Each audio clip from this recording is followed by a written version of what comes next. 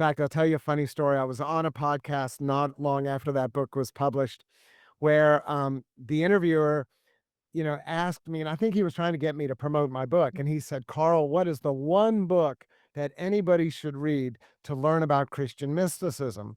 Well, I took the question at its word and I said, well, the Bible, of course.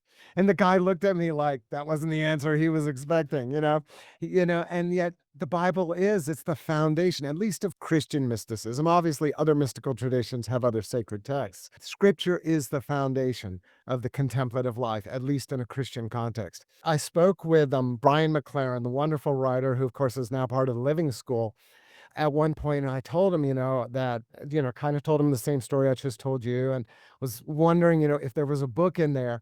And Brian said, Carl, there needs to be a book that provides the hermeneutical principles for people to read the Bible in a contemplative way. Mm. And so, for anyone listening who doesn't know the word hermeneutical, basically means kind of the principles by which we interpret a book or interpret a text. Mhm.